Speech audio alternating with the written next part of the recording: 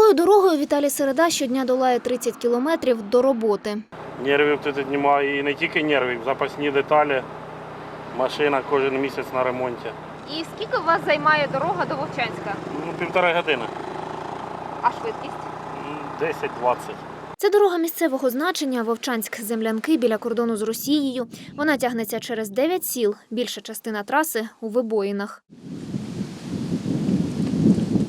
Пенсіонер Валерій Івченко на пасіку їздить велосипедом. Каже, за кермо авто сідає лише коли треба мед відвезти. Шкода машини.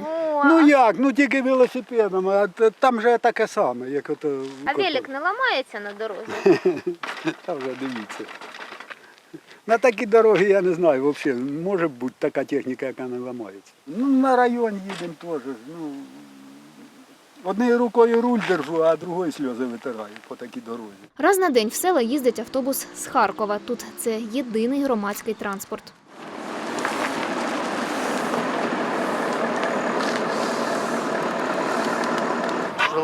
Важко, але ж людям треба їздити. Ось і їздимо. Зранку з Харкова, ввечері звідси. Віталій Черкашин на маршруті 5 років. Каже, ділянка до Землянок тягнеться 42 кілометри. Через вибоїни займає 2 години часу.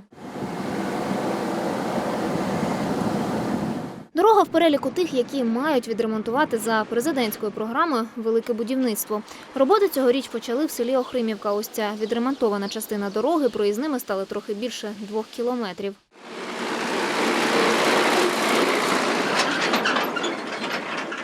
Цей поточний ремонт бюджету області обійшовся у майже 20 мільйонів гривень. І на початку тижня на в'їзді до Охримівки встановили стенд із написом «Роботи завершені, відремонтована вся дорога».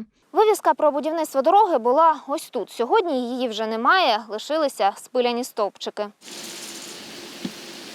Речниця обладміністрації Ксенія Ярікова пояснила, банер із некоректною інформацією встановив підрядник, він же його і спиляв. 2 кілометри ремонтувала компанія з Дніпропетровщини. Свою роботу вже завершили. У райраді ж говорять, щоб відремонтувати усю ділянку, пишуть звернення до обласних посадовців та Міністерства інфраструктури. Дорога потребує капітального ремонту, вважає Анатолій Степанець. Состояние дорог знаходиться в такому стані, що їх... В нас дороги у такому стані, що їм ані поточний, ані середній ремонт не допомагає.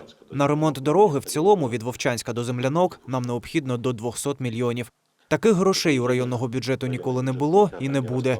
Він не може мати такий фінансовий ресурс. Обласний бюджет, він скільки міг, стільки нам допоміг. Обласний бюджет, скільки мог, він нам допомог. В рамках того фінансування, яке є, на даний час завершено. Ми ждемо додаткові кошти. Ми написали листа на Укравтодор з просьбою збільшити фінансування. Зараз ждемо. Коли ремонтники доїдуть до найвіддаленіших Варварівки та Землянок, у місцевих свій прогноз. Ми посчитали по 2 кілометри, 10 кілометрів примерно, 11 від тіля.